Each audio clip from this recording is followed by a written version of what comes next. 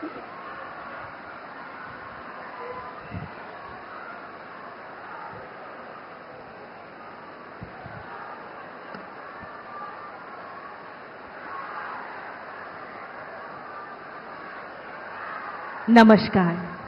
देवी और सज्जनों। कुछ ही समय पूर्व भारत के माननीय प्रधानमंत्री श्री नरेंद्र मोदी जी के पावन कर कमलों द्वारा असम बायो इथानॉल प्लांट राष्ट्र को समर्पित किया गया है और इस गौरवमय क्षण में आज पॉलीप्रोपिलीन प्लांट का आधारशिला आभासी रूप से रखने हेतु आयोजित इस विशिष्ट एवं भव्य समारोह को असम के औद्योगिक इतिहास का एक सुनहरा पृष्ठ बनाते हुए आप सभी महानुभावों का हम श्रद्धापूर्वक स्वागत करते हैं। अब हम भारत के माननीय प्रधानमंत्री जी का अभिवादन करना चाहते हैं। मैं असम के माननीय मुख्यमंत्री डॉक्टर हिमंत बिस्वा शर्मा जी से निवेदन करूंगी कि वे कृपया माननीय प्रधानमंत्री जी को सम्मानित करें। भेंट की जा रही है असम के परंपरा का प्रतीक रेशम गामोसा, रेशम सेलेंग और साथ ही महापुरुष श्रीमंत शंकरदेव द्वारा स्थापित एकशर्ण नाम धर्म का मूल केंद्र गुरु आसन।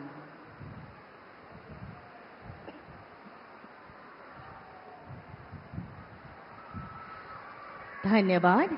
अब माननीय प्रधानमंत्री जी को आभार व्यक्त करेंगे लाखपति बायडो श्रीमती दीपांजलि सागर, जो कि एक सफल स्वयं सहायता समूह की सदस्य और एक सक्रिय महिला उद्यमी हैं।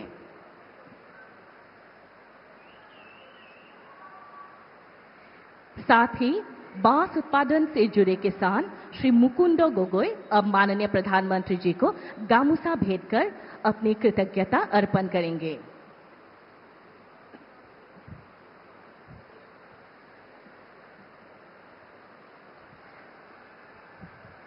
धन्यवाद महोदय। अब मैं असम के माननीय कृषि मंत्री श्री अतुल बोरा जी से आग्रह करती हूं कि वे स्वागत संबोधन प्रदान करें।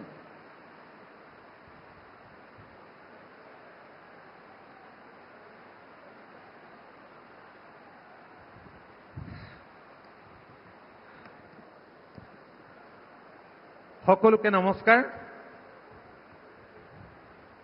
বিশ্বৰ সবাতোকৈ জনপ্ৰিয় নেতা দেশৰ মাননীয় প্ৰধানমন্ত্ৰী নৰেন্দ্ৰ মোদী ডাঙৰীয়া, মাননীয় মুখ্যমন্ত্ৰী ডক্টৰ হিমন্ত বিশ্ব শৰ্মা ডাঙৰীয়া, সন্মানীয় বন্দৰ জাহাজ পৰিবহণ দপ্তৰৰ কেন্দ্ৰীয় মন্ত্ৰী সৰ্বানন্দ সোণোৱাল ডাঙৰীয়া, সন্মানীয় পেট্ৰলিয়াম দপ্তৰৰ কেন্দ্ৰীয় মন্ত্ৰী হৰদীপ সিং পুৰী ডাঙৰীয়া, উপস্থিত মাননীয় মন্ত্ৰী, সাংসদ, বিধায়ক, বিশিষ্ট ব্যক্তি আৰু পৰম শ্ৰদ্ধেয় ৰাইজ, আজি গোলাঘাট জিলাখনৰ লগতে অসমৰ ঔদ্যোগিক ক্ষেত্ৰখনৰ বাবে এটি ঐতিহাসিক দিন। কাৰণ এই ক্ষেত্ৰখনত আজি এটা মাইলৰ খুঁটি স্থাপন হ'ল। আজিৰ এই সভালৈ মাননীয় প্ৰধানমন্ত্ৰী ডাঙৰীয়া প্ৰমুখ্যে আপোনালোক আটাইকে আদৰণি জনাইছোঁ। आदरणीय प्रधानमंत्री जी, श्री कृष्ण जन्माष्टमी के शुभ अवसर पर आप जैसे वैश्विक नेता की उपस्थिति असम की पावन धरती और प्रदेशवासियों के लिए सौभाग्य की बात है। ऐतिहासिक मील का पत्थर बनाने वाले इस अवसर पर हम सब आपका अभिनंदन करते हैं और आपके प्रति ईमानदारी से धन्यवाद और आभार व्यक्त करते हैं। पुण्यभूमि आसाम के पुरातात्विक स्मारक से भरे ऐतिहासिक नुमलीगढ़ में आपका हार्दिक स्वागत है। आहक राइज, आमी सकलोवे ठिय হৈ माननीय प्रधानमंत्री डाঙৰীয়াক आंतरिक अभिनंदन और कृतज्ञता ज्ञापन करूं। सकलो ठिय হৈ आइए हम सभी एक साथ खड़े होकर प्रधानमंत्री के प्रति अपना आभार व्यक्त करते हैं। नरेंद्र मोदी जिंदाबाद, नरेंद्र मोदी जिंदाबाद। धन्यवाद। श्रद्धेय राइज, माननीय प्रधानमंत्री नरेंद्र मोदी डाঙৰীয়াই দায়িত্বভাৰ গ্ৰহণ কৰা দিনৰে পৰা অসম তথা উত্তৰ পূৰ্বাঞ্চলৰ বিকাশৰ প্ৰতি বিশেষ গুৰুত্ব প্ৰদান কৰি আহিছে। প্ৰধানমন্ত্ৰী ডাঙৰীয়াই অসমৰ উন্নয়নৰ কাৰণে গ্ৰহণ কৰা বিভিন্ন যুগান্তকাৰী পদক্ষেপসমূহৰ পৰা আমি অনুধাৱন কৰিবলৈ সক্ষম হৈছো যে অসমৰ প্ৰতি আৰু অসমৰ জনসাধাৰণৰ প্ৰতি তেখেতৰ আন্তৰিকতা কিমান গভীৰ।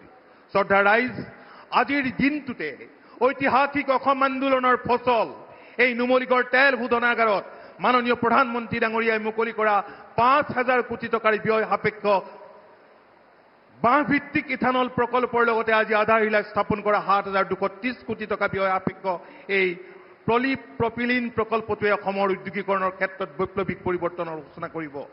প্ৰত্যক্ষ আৰু পৰোক্ষভাৱে বহু সংখ্যক যুৱক যুৱতীয়ে সংস্থাপন লাভ কৰিব আৰু কৃষক ৰাইজ উপকৃত হ'ব, গ্ৰাম্য অৰ্থনীতিৰ বুনিয়াদ শক্তিশালী হ'ব। এটা সময় আছিল অসম সম্পৰ্কত আলোচনা হৈছিল কেৱল আইন শৃংখলা পৰিস্থিতিৰ অৱনতিৰ কথা। এতিয়া সময় সলনি হৈছে, আলোচনাৰ বিষয়ও সলনি হৈছে। এতিয়া ভাৰতৰ অন্যান্য প্ৰান্তত অসমৰ বিষয়ে আলোচনা হয়, অসমৰ উন্নয়নমুখী পৰিৱেশক লৈ, সৰ্বাংগীন বিকাশক লৈ, আৰু এই ইতিবাচক পৰিৱৰ্তনৰ আঁৰৰ ব্যক্তিগৰাকীয়ে হৈছে অসমৰ জনপ্ৰিয় মুখ্যমন্ত্ৰী ডক্টৰ হিমন্ত বিশ্ব শৰ্মা ডাঙৰীয়া। আমাৰ দৃঢ় বিশ্বাস মাননীয় প্ৰধানমন্ত্ৰী মোদী ডাঙৰীয়াৰ মাৰ্গদৰ্শনত আৰু মাননীয় মুখ্যমন্ত্ৰী ডাঙৰীয়াৰ তৎপৰতাত আহি থকা দিনবোৰত অসমে উন্নয়নৰ নতুন শিখৰত উপনীত হ'ব। आदरणीय मोदी जी, असम की गौरवशाली पहचान बिहू, झुमुर, भूपेंदा, गामूसा और काजीरंगा को विश्व में पहचान दिलाने के लिए मैं आपको हृदय से आभार व्यक्त करता हूं। असम की जनता के प्रति आपका स्नेह और लगाव, प्यार के लिए हम सब आजीवनी ऋणी रहेंगे। शेषत সকলোকে ধন্যবাদ জনাই মোৰ বক্তব্য সামৰিছো। জয় আই অসম, জয় হিন্দ। धन्यवाद। धन्यवाद महोदय। अब मैं विनम्र अनुरोध करती हूँ पेट्रोलियम एवं प्राकृतिक गैस मंत्रालय के माननीय केंद्रीय मंत्री श्री हरदीप सिंह पुरी जी से कि वे इस भव्य सभा के साथ कृपया अपने मूल्यवान विचार साझा करें। माननीय प्रधानमंत्री परम आदरणीय श्री नरेंद्र मोदी जी, असम के माननीय मुख्यमंत्री श्री हिमंता बिस्वा शर्मा जी, केंद्रीय मंत्रिमंडल में मेरे सहयोगी श्री सर्बानंद सोनोवाल जी, माननीय सांसद श्री कामाख्या प्रसाद तासा जी, असम सरकार के मंत्रीगण, माननीय विधायकगण एवं असम और पूरे उत्तर भारत के मेरे भाइयों और बहनों, मेरे साथ आवाज उठाइए, भारत माता की, भारत माता की। आज प्रधानमंत्री जी का ये तोहफा असम और पूरे उत्तर पूर्व के लिए गर्व और प्रगति का प्रतीक है। ये अवसर मेक इन इंडिया, आत्मनिर्भर भारत और विश्वकर्मा जयंती की भावना को जीवित करता है। ये वही धरती है जिसे कभी मदर ऑफ ऑयल इंडस्ट्रीज कहा गया था। माननीय प्रधानमंत्री जी, 1901 में यहां दिग्बोय में पहली भारत की रिफाइनरी स्थापित हुई थी। आज प्रधानमंत्री श्री नरेंद्र मोदी जी के ने दुनिया के पहले second generation bio ethanol plant को राष्ट्र को समर्पित किया है। लगभग 5,000 करोड़ की इस परियोजना में हर साल 5 लाख टन बांस से करीब 50,000 टन बायो एथेनॉल की प्रोडक्शन होगा। इस प्लांट में से कई ग्रीन बाई प्रोडक्ट भी निकलेंगे।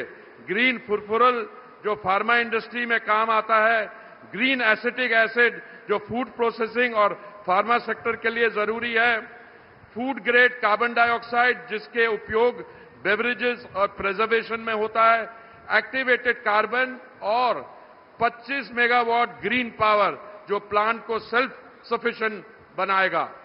ये प्रोडक्ट्स भारत की दवा उद्योग, फूड प्रोसेसिंग और स्पेशलिटी केमिकल्स की जरूरत पूरी करेंगे और एमएसएमई व स्टार्टअप सेक्टर को नया दौर देंगे। बैम्बू पूरे नॉर्थ ईस्ट में उपलब्ध है। इस रिसोर्स को एक डिजिटल सप्लाई चेन प्लेटफॉर्म में जोड़ गया है।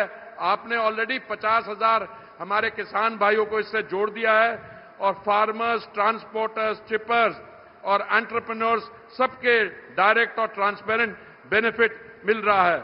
ये मॉडल डिजिटल इंडिया और डायरेक्ट बेनिफिट ट्रांसफर से प्रेरित है। प्रधानमंत्री जी आज एक और 7,000 करोड़ का अत्याधुनिक पॉलीप्रोपिलीन प्लांट का भी आधारशिला रखेंगे। भारत आज दुनिया में फास्टेस्ट ग्रोइंग मेजर इकोनॉमी है। हमारी कंजम्पशन पैटर्न बदल रहे हैं और पेट्रोकेमिकल की डिमांड भी बदल रही है। Plastic industry, packaging, consumer goods, medical application और ऑटोमोटिव कंपोनेंट्स को मजबूती देगा। साथ ही ये रिफाइनरी डाइवर्सिफिकेशन का उत्कृष्ट उदाहरण है जो प्रॉफिटेबिलिटी बढ़ाएगा और डाउनस्ट्रीम इंडस्ट्री में भी नया इन्वेस्टमेंट लाएगा। दोनों प्रोजेक्ट्स मिलकर लगभग 12,000 करोड़ का निवेश है। ये इंडिया की एनर्जी सिक्योरिटी को मजबूत करेंगे, केमिकल वैल्यू चेन को कंप्लीट करेंगे, जो असम को नेशनल ग्रोथ स्टोरी का प्राउड पार्टनर। मैं Numaligarh refinery limited, engineers India limited और सभी पार्टनर्स को हार्दिक बधाई देता हूं। उनकी मेहनत ने असम और भारत को आज ये गौरवशाली क्षण दिया। बहुत बहुत धन्यवाद। धन्यवाद महोदय। अब मैं विनम्र निवेदन करती हूं असम के माननीय मुख्यमंत्री डॉक्टर हिमंता बिस्वा शर्मा जी से कि वे कृपया इस ऐतिहासिक सभा में अपना बहुमूल्य भाषण प्रदान करें।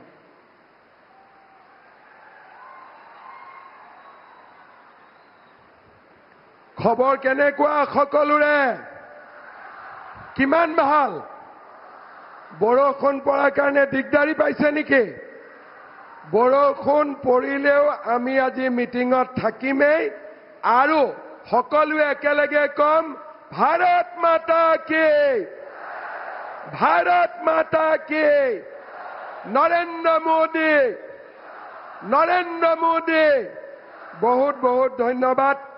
आजिर सभात आमार माजत उपस्थित विश्वर सर्वाधिक जनप्रिय नेता और भारतर सम्मानीय प्रधानमंत्री श्री नरेंद्र मोदी डांगरिया, भारतर पेट्रोलियम मंत्री आमार विशिष्ट अतिथि हरदीप सिंह पुरी डांगरिया, केंद्रीय मंत्री सर्बानंद सोनोवाल डांगरिया, मंत्री अजंता नेওগ, अतुल बरा, रूपेश गोवाला डांगरिया, सांसद कामाख्या प्रसाद तासा डांगरिया, सम्मानीय विधायक विश्वजीत फुकन डांगरिया, मृणाल शइकिया डांगरिया, भवेन भराली डांगरिया, उपस्थित राइज, आई मातृসকল आरो युवक युवती बंधु बान्धवीসকল, আজি অসমৰ জাতীয় জীৱনৰ বাবে एक সোণোৱালী दिन।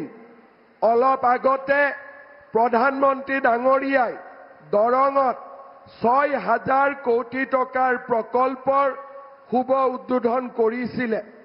खन्तेक समय आगते तेखेते नुमलीगढ़ शोधानागारत 5,000 कोटी टका बेरे स्थापन हुआ असम बायो इथानेल प्रकल्पर शुभ उद्बोधन करे। आरु आजि खन्तेक समय पिछते तेखेते 7,231 कोटी टका बेरे निर्माण हबलगिया पॉलीप्रॉपिलिन प्रकल्परो आधारशिला स्थापन करिब। श्रद्धा राइज, आमी सकलोए जानो नुमलीगढ़ शोधानागार आमार अहोमर स्वाभिमानर प्रतीक। 1999 सनत प्रधानमंत्री अटल बिहारी वाजपेयीये वार्षिक 3 मिलियन मेट्रिक टन क्षमतार शोधानागार हिसापे এই শোধানাগাৰটি দেশবাসীৰ বাবে উৎসৰ্গা কৰিছিল। এই শোধানাগাৰৰ প্ৰকল্পৰ আয়তন বৃদ্ধিৰ আলোচনা হৈছিল, কিন্তু অসমত খাৰুৱা তেলৰ অভাৱৰ বাবে নুমলীগড় শোধানাগাৰৰ আমি সম্প্ৰসাৰণ কৰিব পৰা নাছিলো। प्रधानमंत्री नरेंद्र मोदी डांगरियाय सिद्धांत लैছিল जे देशर भितरते खारुआ तेल অসমত प्रथम उत्पादन হৈছিল। আজি নুমলীগড় শোধানাগাৰৰ বাবে সম্প্ৰসাৰণৰ বাবে আমাক যদি খাৰুৱা তেলৰ প্ৰয়োজন আৰু সেই খাৰুৱা তেল অসমত যদি নাইও তাক আমি বিদেশৰ পৰা লৈ আহিও নুমলীগড় শোধানাগাৰক আমি প্ৰাণবন্ত কৰিম, জীৱন্ত কৰিম। সেই প্ৰতিশ্ৰুতি অনুসৰি 26,000 কোটি টকা ব্যয় কৰি উৰিষ্যাৰ পাৰাদ্বীপৰ পৰা শোধানাগাৰৰ বাবে তেল আনি প্ৰধানমন্ত্ৰী নৰেন্দ্ৰ মোদী ডাঙৰীয়াই নুমলীগড় শোধানাগাৰক এক নতুন জীৱন দিলে, এক নতুন প্ৰাণ দিলে। আজি অসমৰ মানুহে বিশ্বাস কৰিব টান পাব, আজি 3 মিলিয়ন মেট্ৰিক টনৰ পৰা 9 মিলিয়ন মেট্ৰিক টনলৈ নুমলীগড় শোধানাগাৰ সম্প্ৰসাৰণ হৈছে আৰু ইয়াৰ অধিকাংশ তেল পাৰাদ্বীপৰ পৰা, উৰিষ্যাৰ পাৰাদ্বীপৰ পৰা ডাঙৰ পাইপলাইন বহুৱাই নৰেন্দ্ৰ মোদী ডাঙৰীয়াই গোলাঘাটলৈ, নুমলীগড়লৈ লৈ অহা ব্যৱস্থা কৰিছে, যি আমি কেতিয়াও ভাবিব পৰা নাছিলো, কেতিয়াও চিন্তা কৰিব পৰা নাছিলো। এদিন আমি অসমে ভাৰতক তেল দিছিলে আৰু যেতিয়া আজি অসমৰ প্ৰয়োজন হ'ল, মোদী ডাঙৰীয়াই উৰিষ্যাৰ পৰা তেল আনি অসমত এই শোধানাগাৰক জীৱন্ত কৰিলে, প্ৰাণবন্ত কৰিলে। মই নৰেন্দ্ৰ মোদী ডাঙৰীয়াক কৃতজ্ঞ অসমবাসী ৰাইজৰ হৈ অভিনন্দন জনাইছো। বাঁহ আমাৰ অসমৰ এক জাতীয় সম্পদ। এই বাঁহ আমি মাত্ৰ ঘৰুৱা কামত ব্যৱহাৰ কৰিছিলো। মোদী ডাঙৰীয়াই বাঁহক ফৰেষ্টৰ পৰা সাধাৰণ কৃষিজাত সামগ্ৰীলৈ ৰূপান্তৰ কৰে আৰু এই বাঁহক আজি ইথানেললৈ ৰূপান্তৰ কৰি অসমৰ 50,000 বাঁহ খেতিয়কৰ জীৱনলৈ পৰিৱৰ্তন আনিব। আজি এই বায়' ইথানেল ৰিফাইনেৰীয়ে সেই নতুন দিগন্তৰ বাটু মুকলি কৰিলে। শ্ৰদ্ধাৰ ৰাইজ, যোৱা ফেব্ৰুৱাৰী মাহত এডভান্টেজ অসম সামিট হৈছিল। মোদী ডাঙৰীয়াৰ উপস্থিতিত অসমৰ আৰু ভাৰতৰ চাৰিওফালে অসমক লৈ আলোচনা হৈছিল। বন্ধৰ নহয়, পিকেটিঙৰ নহয়, আন্দোলনৰ নহয়, অসমক কেনেকৈ উদ্যোগিক ৰাজ্য হিচাপে ৰূপান্তৰ কৰিব পাৰি তাৰ আলোচনা হৈছিল আৰু অসমে 5 লাখ কোটি টকাৰ বিনিয়োগৰ চুক্তি স্বাক্ষৰ কৰিছিল, যাৰ নেকি 1.5 লাখ কোটি টকা ইতিমধ্যে আমি ধৰাতললৈ আনিবলৈ সক্ষম হৈছো। প্ৰধানমন্ত্ৰী ডাঙৰীয়াৰ নেতৃত্বত আজি অসমে নতুন দিগন্তলৈ বাট বুলিছে আৰু তাৰ লগে লগে এইগৰাকী প্ৰধানমন্ত্ৰী যোনে অসমৰ সাংস্কৃতিকো ৰক্ষণাবেক্ষণ দিছে। উদ্যোগীকৰণ হৈছে, উন্নয়ন হৈছে, বিকাশ হৈছে, লগতে তেখেতে আমাৰ সংস্কৃতিক আগুৱাই লৈ গৈছে।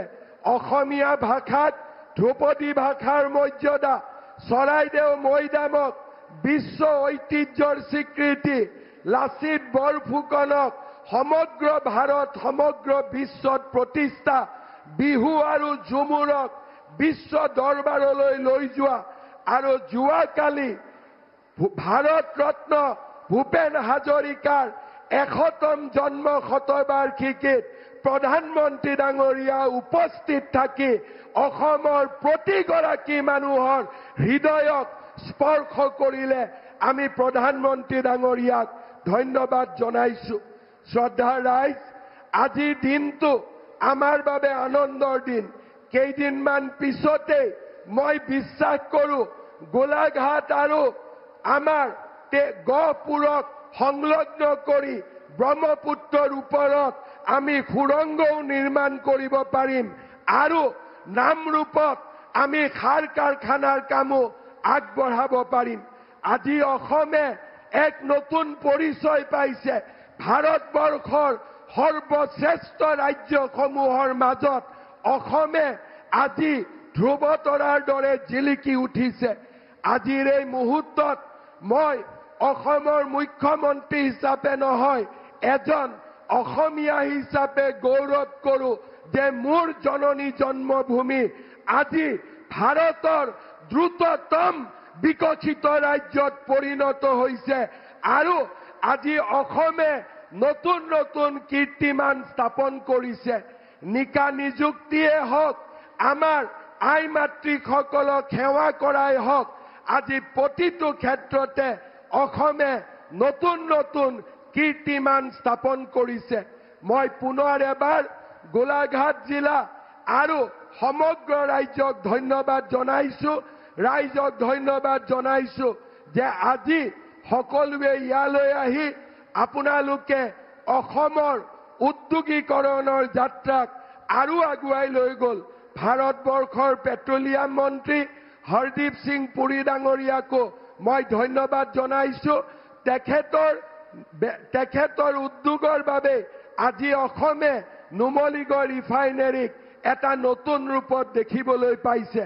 মই পুনৰ এবাৰ ৰাইজক অনুৰোধ কৰিম, সকলোৱে নিজৰ নিজৰ মোবাইলত লাইট জ্বলাই থিয় হৈ আপোনালোকে প্ৰধানমন্ত্ৰী মোদী ডাঙৰীয়াক ধন্যবাদ জনাওক।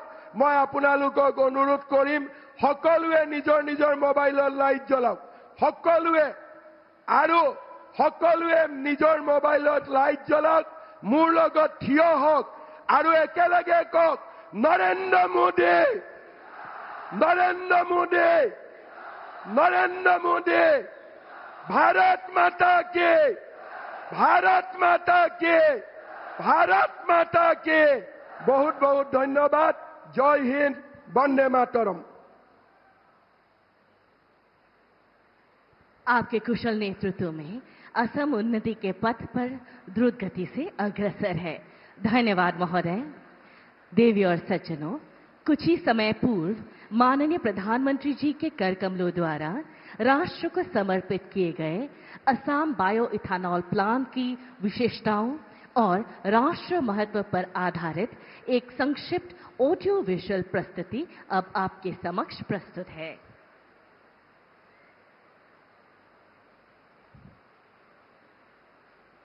बांस परंपरा में निहित एक महत्वपूर्ण हिस्सा है।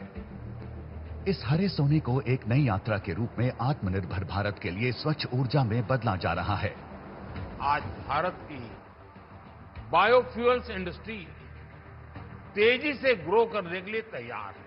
भारत के ऊर्जा भविष्य के लिए बड़े पैमाने पर इथेनॉल का सतत उत्पादन आवश्यक है, लेकिन पारंपरिक इथेनॉल के विपरीत जो खाद्य फसलों से उत्पादित होता है, नुमालीगढ़ रिफाइनरी लिमिटेड ने बांस के बायोमास से इथेनॉल का उत्पादन करने वाला दुनिया का पहला 2G बायो इथेनॉल प्लांट स्थापित किया है।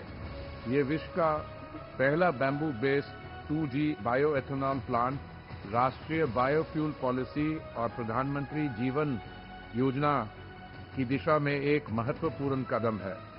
NRL द्वारा प्रवर्तित और फिनलैंड की बायो रिफाइनिंग तकनीक समर्थित एक संयुक्त उद्यम Assam bio ethanol private limited का लक्ष्य प्रतिवर्ष 5 लाख टन सतत रूप से प्राप्त बांस को ईंधन ग्रेड इथेनॉल में परिवर्तित करना है। 300 किलोमीटर के दायरे से प्राप्त होने वाली बांस 50,000 से अधिक लोगों को उपकृत करेगी और 200 करोड़ की वार्षिक ग्रामीण जैव अर्थव्यवस्था को आकार देगी। यह बायो इथेनॉल प्लांट एंजाइम से लेकर फॉर्मिक एसिड तक का उत्पादन करने वाले स्टार्टअप के लिए भी अवसर खोलता है। बांस से यह लगातार उपलब्ध कराने का सिलसिला एक तकनीकी सक्षम और बेहतर इकोसिस्टम है, जो किसानों, ट्रांसपोर्टरों और अन्य हितधारकों को सीधे भुगतान सुनिश्चित करता है। स्थानीय उद्यमी जीपीएस ट्रैकिंग युक्त लॉजिस्टिक्स के साथ विकेंद्रीकृत बांस की चिपिंग यूनिट चलाते हैं, जो किसानों को अन्नदाता से ऊर्जादाता बनाने की दिशा में एक कदम है। बांस के हर एक उत्पादन को ईंधन ग्रेड इथेनॉल, फार्फुरॉल, एसिटिक एसिड और बायोकोल जैसे उच्च मूल्य वाले अंतिम उत्पादों में परिवर्तित किया जाता है। असम सरकार इस बायो इथेनॉल प्लांट की प्रणाली के सारे प्रयासों का समर्थन कर रही है। इस बायो इथेनॉल प्लांट से उल्लेखनीय लाभ रहेगा, जैसे कि बैम्बू किसानों को अतिरिक्त आय, ग्रामीण अर्थव्यवस्था को बढ़ावा और विकसित भारत के मिशन को प्रोत्साहित करना। असम के ये बायो इथेनॉल प्लांट भारत के हरित ईंधन का एक महत्वपूर्ण हिस्सा बनने की राह पर हैं। अब प्रस्तुत है बांस उत्पादन पर आधारित इस परियोजनाओं से किसानों के जीवन में आए नए अवसर के संदर्भ पर आधारित एक लघु चित्र। অসম প্ৰকৃতিৰ বুকুত, যাৰ অৱস্থিতি য'ত উৰ্বৰ মাটি আৰু কৃষকৰ ঘামে কষ্টৰে জীৱনক দিয়ে নতুন দিগন্ত। ঘৰ সজাৰ পৰা শিল্প তথা জীৱিকালৈ বা শতিকাজুৰি জনজীৱনৰ সংগী হৈ আছে। মাননীয় প্ৰধানমন্ত্ৰী নৰেন্দ্ৰ মোদী ডাঙৰীয়াৰ দূৰদৰ্শী নেতৃত্বত এই বাঁহে এতিয়া অসম তথা ভাৰতবৰ্ষক এক নতুন দিশ প্ৰদান কৰিছে। অসমে বাঁহ ভিত্তিক বিশ্বৰ প্ৰথমটো 2G বায়'ইথানল প্ৰকল্প স্থাপন কৰিবলৈ সক্ষম হৈছে। অসম বায়'ইথানল প্ৰাইভেট লিমিটেড বিগত কিছু বৰ্ষত মুখ্যমন্ত্ৰী ডক্টৰ হিমন্ত বিশ্ব শৰ্মাৰ দৃঢ় সংকল্পই অসমৰ বাবে এক নতুন পথ মুকলি কৰিছে। এই উদ্যোগটিয়ে বছৰি প্ৰায় 5 লাখ টন বাঁহ ক্ৰয় কৰিব আৰু গ্ৰামীণ অৰ্থ ব্যৱস্থাত 200 কোটি টকা যোগ কৰিব, যাৰ দ্বাৰা পোনপটীয়াকৈ 50,000তকৈ অধিক পৰিয়াল লাভান্বিত হ'ব, যাৰ দ্বাৰা বাৰ্ষিক 1.5 লাখ টকা আয় লাভ কৰিবলৈ সক্ষম হ'ব। চৰকাৰৰ ডিজিটেল প্ৰক্ৰিয়াৰে কৃষকে সহজে ৱেবছাইটত পঞ্জীয়নভুক্ত হৈ পোনপটীয়াকৈ বাঁহ যোগান ধৰিব পাৰে। তেওঁলোকৰ উপাৰ্জনৰ কোনো মধ্যস্থকাৰী অবিহনে পোনপটীয়াকৈ আৰু স্বচ্ছভাৱে কৃষকৰ বেংক একাউণ্টলৈ প্ৰেৰণ কৰা হয়। ইয়াৰ লগতে কৃষকক নিৰবিচ্ছিন্নভাৱে পৃষ্ঠপোষকতা কৰা হৈছে। তেওঁলোকক বিনামূলীয়াভাৱে উচ্চ গুণসম্পন্ন টিস্যু কালচাৰ্ড বাঁহ যোগান ধৰা হয়। লগতে বৈজ্ঞানিক তথা দীৰ্ঘম্যাদী কৃষি পদ্ধতিৰ প্ৰশিক্ষণ দিয়া হয়। মই আজি NRL বায়ু ৰিফাইনেৰীৰ পৰা বাঁহ ৰোপণ কৰি আজি বাঁহ বিক্ৰী কৰিব পৰা হ'লো। আজি বাঁহ বিক্ৰী কৰি ডাইৰেক্ট প্ৰাপ্য পাইছোঁ। তাৰ ফলত আজি মই স্বাৱলম্বী হৈছোঁ। মোৰ পৰিয়ালো সুখী, আজি লগতে মই সুখী। এই বৃহৎ পৰিমাণৰ বাঁহৰ খেতিয়ে কেৱল ইথানল উৎপাদনেই নহয়, আন বহুতো সুযোগৰ পথো মুকলি কৰিছে। আগৰ চৰকাৰৰ তুলনাত এতিয়া চৰকাৰখনে কৃষকসকলৰ কাৰণে বহুত আঁচনি হেৰি কৰিছে আৰু দেখিছে আগৰ কৃষকসকলে একোৱেই নাপায়। আজিকালি তেতিয়া প্ৰধানমন্ত্ৰী কিষাণ সন্মান নিধি, যাৰ জৰিয়তে কৃষকে প্ৰতি বছৰে 3টা ইনষ্টলমেণ্ট 2000কৈ পায়, 6000 টকা। এয়া অসমৰ ঐতিহ্যবাহী জীৱনৰেখা বাঁহ সেউজ সোণ হিচাপে পৰিণত হোৱাৰ এক পৰিৱৰ্তনশীল কাহিনী। करतल ध्वनि से हम माननीय प्रधानमंत्री जी का आभार व्यक्त करते हैं।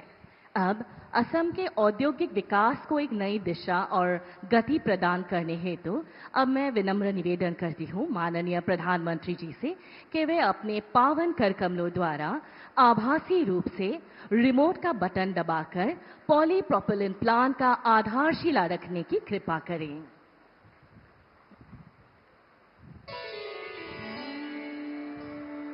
करतल ध्वनि से हम माननीय प्रधानमंत्री जी को अपना सहृदय आभार व्यक्त करते हैं।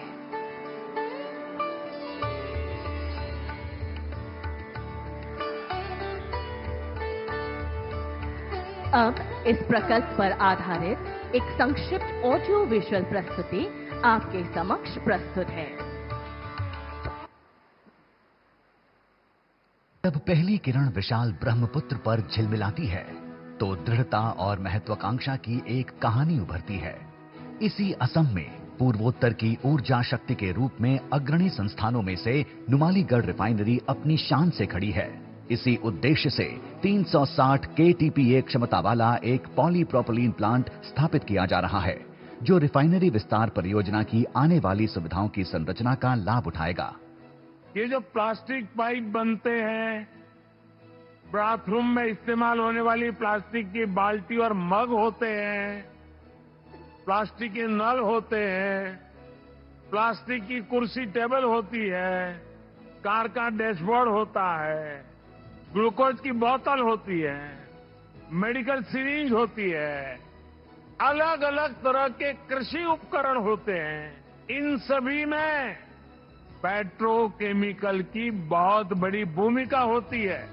पेट्रोलियम और प्राकृतिक गैस मंत्रालय के सहयोग से यह परियोजना 7,231 करोड़ की लागत से स्वीकृत की गई है। एडवांटेज असम 2.0 शिखर सम्मेलन के दौरान असम सरकार के साथ हस्ताक्षरित MOU का एक हिस्सा यह पॉलीप्रोपिलीन प्लांट है। हाइड्रोकार्बन विजन 2030 से प्रेरित नुमालीगढ़ रिफाइनरी विस्तार परियोजना इस क्षेत्र और पूरे भारत की प्रगति में ऊर्जा प्रदान करते हुए अब अपनी क्षमता को 3 गुना बढ़ा रही है। हमारे अपने नुमालीगढ़ रिफाइनरी को 26,000 करोड़ रुपया का लागत से 9 मिलियन मेट्रिक टन तक एक्सपांशन किया गया। रिफाइनरी विस्तार की एक महत्वपूर्ण यूनिट पेट्रोफ्लूइडाइज्ड कैटालिटिक क्रैकर प्रोपलीन का उत्पादन करेगी, जिससे प्रोपलीन रिकवरी यूनिट में शुद्ध एवं परिष्कृत किया जाएगा। यही धारा नई पॉलीप्रोपलीन यूनिट की आधारशिला बनेगी, जो पेट्रोकेमिकल्स के क्षेत्र में नए द्वार खोलेगी। प्रधानमंत्री श्री नरेंद्र मोदी जी के नेतृत्व में यह पॉलीप्रोपलीन यूनिट भारत के पेट्रोकेमिकल क्षेत्र में वृद्धि का मजबूत आधार बनेगा। अपने पॉलीप्रोपलीन प्रोजेक्ट के साथ एनआरएल केवल एक प्लांट नहीं बना रहा, वह पूर्वोत्तर भारत का भविष्य गढ़ रहा है।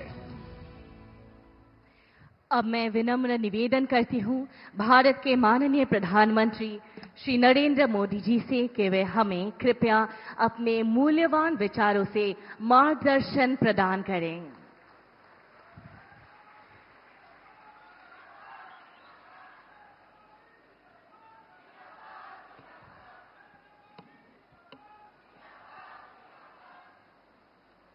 भारत माता की। असम के लोकप्रिय मुख्यमंत्री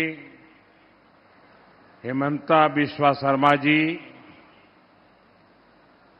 केंद्रीय मंत्रिमंडल के मेरे सहयोगी सर्बानंद सोनोवाल जी, हरदीप सिंह पुरी जी, असम सरकार के मंत्रीगण, सांसद और विधायकगण और विशाल संख्या में पधारे हुए मेरे भाइयों और बहनों,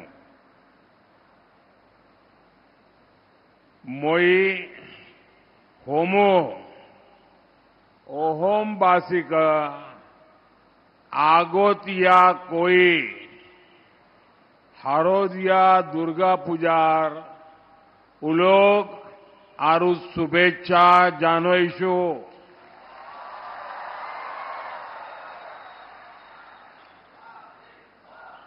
महापुरुष श्रीमंतो हंकर देवर जन्मोत्सव उपलक्ष्यो गुरुजनार प्रति श्रद्धा निवेदन करेशु।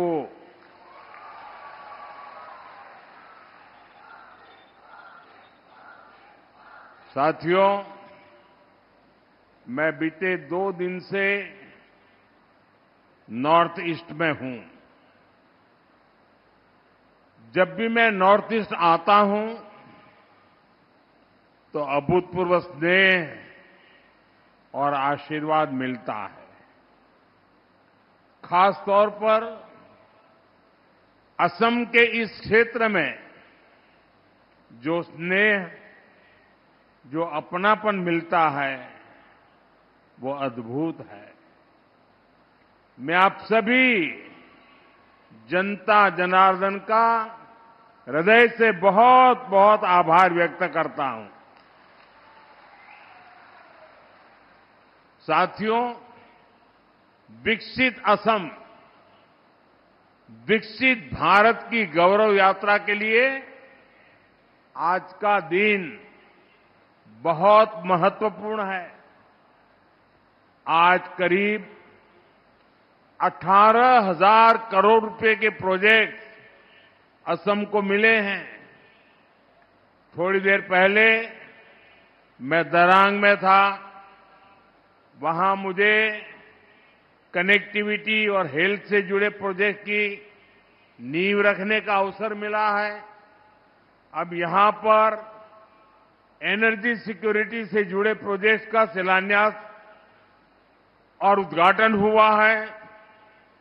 ये प्रयास विकसित असम का रास्ता और मजबूत करेंगे। साथियों, असम भारत के ऊर्जा सामर्थ्य को बढ़ाने वाली धरती है। यहां से निकले पेट्रोलियम प्रोडक्ट देश के विकास को गति देते हैं। असम की इस ताकत को बीजेपी एनडीए सरकार नई बुलंदी तक पहुंचाने में जुटी है। इस मंच पर आने से पहले मैं पास में ही एक और कार्यक्रम में गया था। वहां बांस से बायो इथेनॉल बनाने वाले आधुनिक प्लांट का उद्घाटन किया गया है। ये असम के लिए बहुत गर्व की बात है। इथेनॉल प्लांट के लोकार्पण के साथ ही आज यहां पॉलीप्रोपिलीन प्लांट का शिलान्यास भी हुआ है। ये प्लांट असम में उद्योगों को बल देंगे, असम के विकास को गति देंगे, किसानों, नौजवानों सभी के लिए नए अवसर बनाएंगे। मैं आप सभी को इतने सारे प्रोजेक्ट के लिए बहुत बहुत बधाई देता हूं। साथियों, आज भारत दुनिया का सबसे तेजी से विकसित होने वाला देश है। जैसे जैसे भारत विकसित हो रहा है, वैसे वैसे हमारी बिजली की, गैस की, ईंधन की जरूरतें भी बढ़ रही है। हम इन चीजों के लिए विदेशों पर निर्भर रहे हैं। हम बहुत बड़ी मात्रा में कच्चा तेल और गैस विदेशों से आयात करते हैं और बदले में लाखों करोड़ रुपए हर साल भारत को दूसरे देशों को देना पड़ता है। हमारे पैसों से विदेशों में रोजगार बनते हैं, वहां के लोगों की आमदनी बढ़ती है। इस स्थिति को बदला जाना आवश्यक था। इसलिए भारत अपनी ऊर्जा जरूरतों के लिए आत्मनिर्भर बनने की राह पर चल पड़ा है। साथियों, हम एक तरफ देश में कच्चे तेल और गैस से जुड़े नए भंडार खोज रहे हैं, वहीं दूसरी तरफ ग्रीन एनर्जी के अपने सामर्थ्य को भी बढ़ा रहे हैं।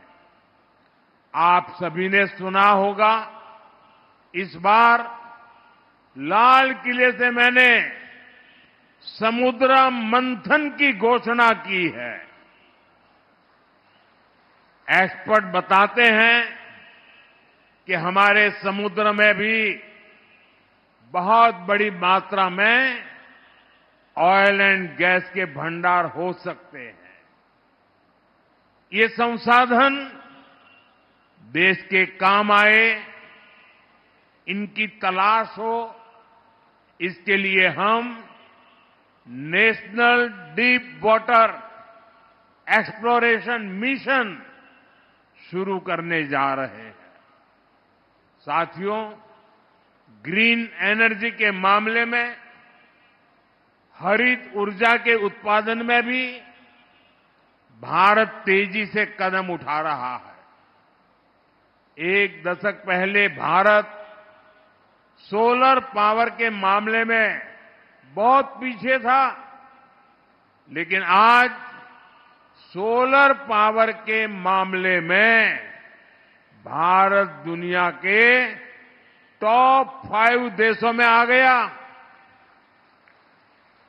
साथियों, बदलते हुए इस समय में भारत को तेल और गैस के विकल्प के रूप में और भी ईंधनों की जरूरत है।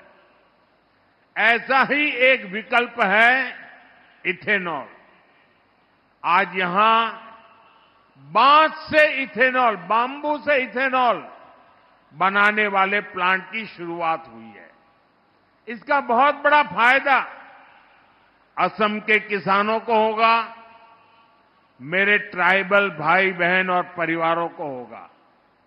साथियों, बायो इथेनॉल प्लांट को चलाने के लिए जरूरी बांस का इंतजाम भी किया जा रहा है।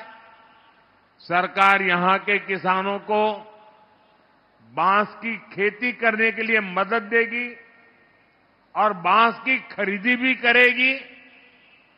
यह बांस चिपिंग से जुड़ी छोटी छोटी यूनिट लगेगी।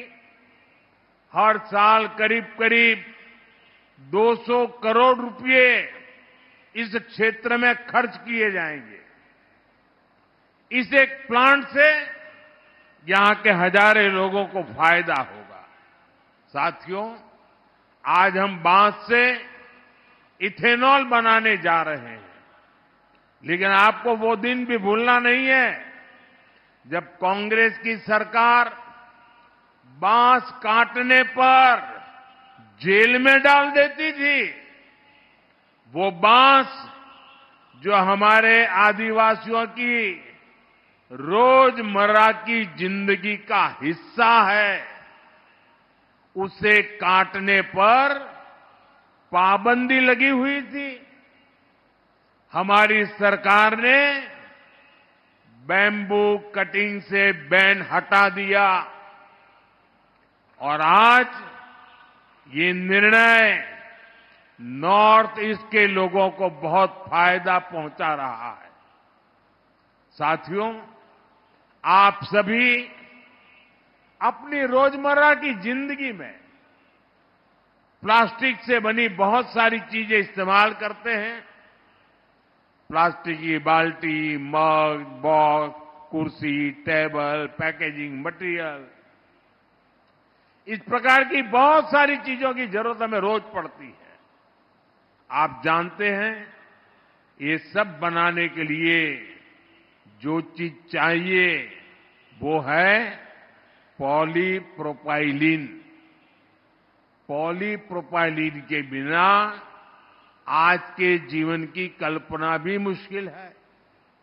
इसी से कारपेट, रस्सी, bag, fibre, mask, medical kit, textile, न जाने क्या क्या बनता है। ये गाड़ियों में काम आता है, मेडिकल और खेती के उपकरण बनाने में काम आता है। आज इसी पॉलीप्रोपाइलीन के आधुनिक प्लांट का उपहार असम को मिलेगा, आपको मिलेगा। इस प्लांट से make in Assam, make in India, इसकी नींव मजबूत होने वाली है। यहां दूसरे मैन्युफैक्चरिंग उद्योगों को भी बल मिलेगा। साथियों, जैसे असम गोमोशा के लिए जाना जाता है, एरी और मुगा सिल्क के लिए जाना जाता है, अब इसी तरह असम की पहचान में पॉलीप्रोपाइलीन से बना टेक्सटाइल भी जुड़ने जा रहा है।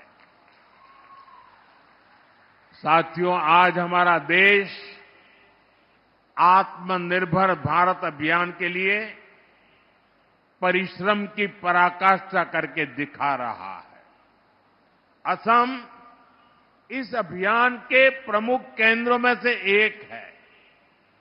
मुझे असम के सामर्थ्य पर बहुत भरोसा है, इसलिए असम को हमने बहुत बड़े अभियान के लिए चुना है। और ये अभियान है सेमी कंडक्टर मिशन। असम पर मेरे विश्वास का कारण भी उतना ही बड़ा है। गुलामी के दौर में असम टीकी उतनी पहचान नहीं थी, लेकिन देखते ही देखते असम की मिट्टी और असम के लोगों ने असम टी को ग्लोबल ब्रांड बना दिया। अब नया दौर आया है।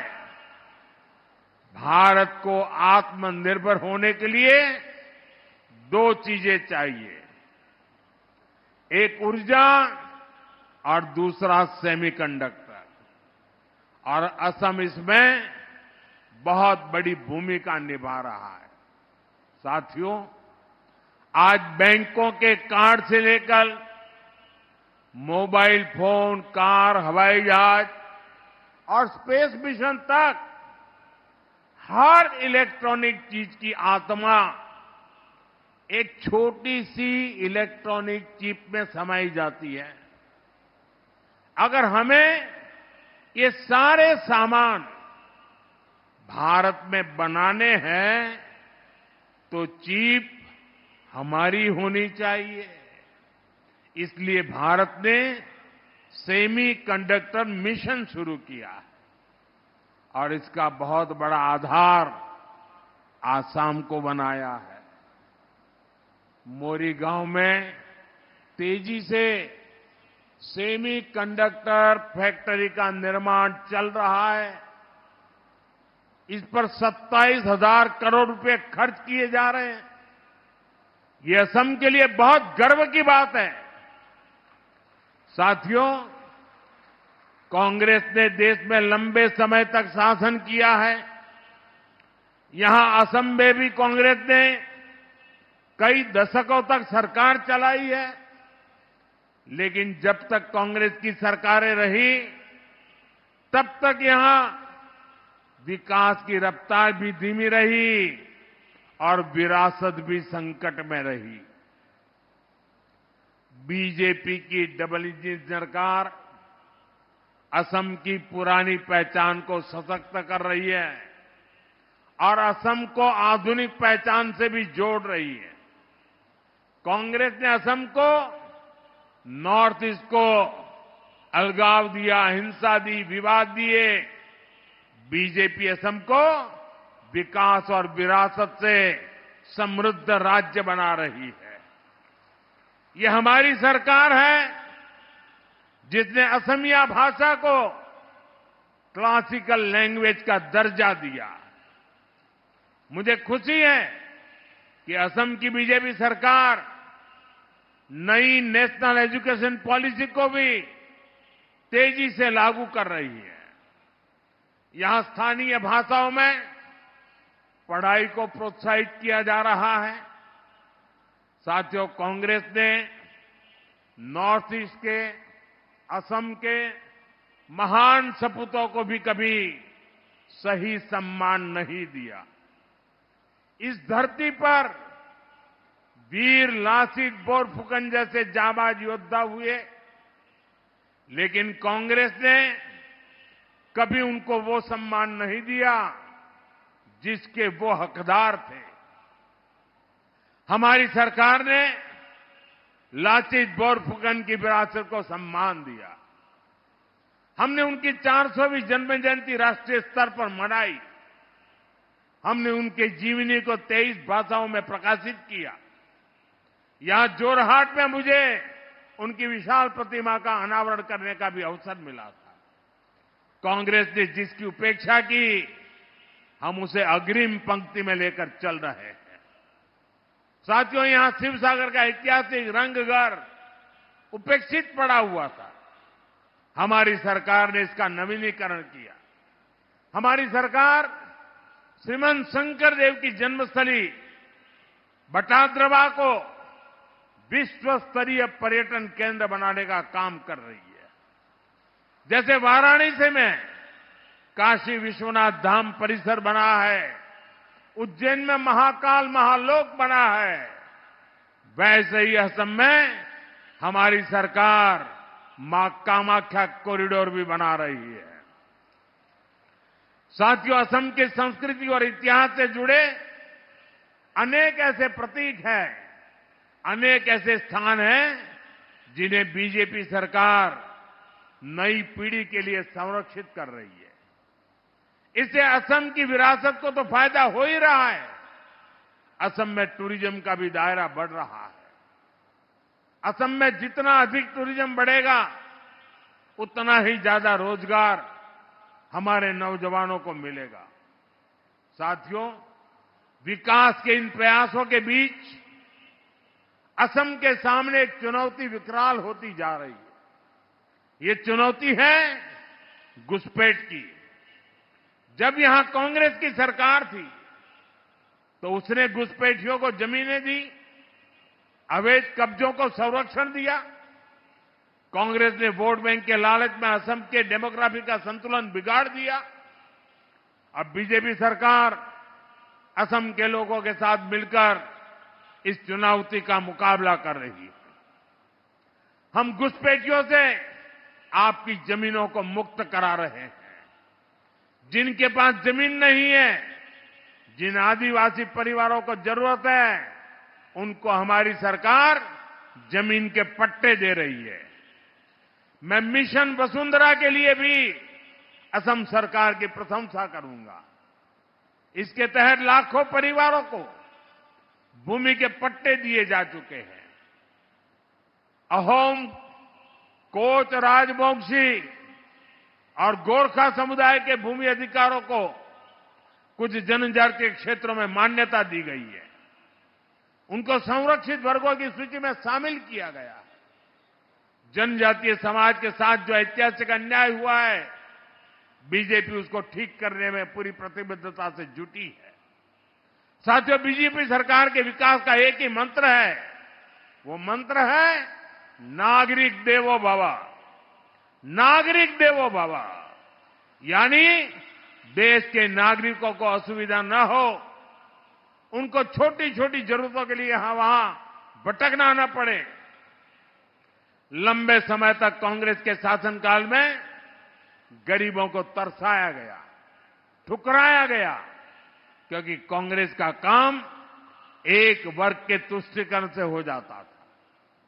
उनको सत्ता मिल जाती थी। लेकिन बीजेपी तुष्टीकरण नहीं, संतुष्टीकरण पर जोर देती है। कोई भी गरीब, कोई भी इलाका पीछे न रहे, इस भाव से हम काम कर रहे हैं। आज असम में गरीबों के पक्के घर बनाने का काम भी तेजी से आगे बढ़ रहा है। अभी तक असम में 20 लाख से अधिक पक्के घर गरीबों को मिल चुके हैं। घर घर नल से जल पहुंचाने का काम भी असम में तेज गति से चल रहा है। साथियों, भाजपा सरकार की गरीब कल्याण की योजनाओं का लाभ यहां चाय बागानों में काम करने वाले बड़े भाई और बहनों को भी हो रहा है। चाह श्रमिकों का हित हमारी प्राथमिकता है। सरकार द्वारा टी गार्डन में काम करने वाली महिलाओं और बच्चों को मदद दी जा रही है। महिलाओं के स्वास्थ्य, बच्चों की शिक्षा पर हमारा बहुत जोर है। यहां माता मृत्यु दर और शिशु मृत्यु दर को कम से कम करने के लिए भी सरकार योजनाएं चला रही है। कांग्रेस के समय में टी गार्डन वर्कर्स को टी कंपनियों के मैनेजमेंट के भरोसे छोड़ दिया गया था। लेकिन भाजपा सरकार उनके घरों में बिजली कनेक्शन की, घर में पानी की, उनके स्वास्थ्य की चिंता कर रही है। इन योजनाओं पर करोड़ों रुपए खर्च किए जा रहे हैं। साथियों, असम के विकास का नया दौर शुरू हो चुका है। असम ट्रेड और टूरिज्म का बड़ा सेंटर बनेगा। हम मिलकर विकसित असम बनाएंगे, विकसित भारत बनाएंगे। एक बार फिर आप सभी को विकास की परियोजनाओं के लिए अनेक अनेक शुभकामनाएं देता हूं। मेरे साथ बोलिए, भारत माता की। हाथ ऊपर करके पूरी ताकत से आवाज दीजिए, भारत माता की, भारत माता की, भारत माता की। बहुत बहुत धन्यवाद। आपके मार्गदर्शक विचार और पावन उपस्थिति ने इस अवसर को अति गौरवमय, प्रेरणादायक और ऐतिहासिक रूप प्रदान किया है। आज का दिन असम के औद्योगिक इतिहास में एक अमूल्य और अमर अध्याय के रूप में सदा स्मरणीय रहेगा। तालियों की गड़गड़ाहट के साथ हम पुनः हमारे परम आदरणीय भारत के माननीय प्रधानमंत्री जी का आभार व्यक्त करते हैं।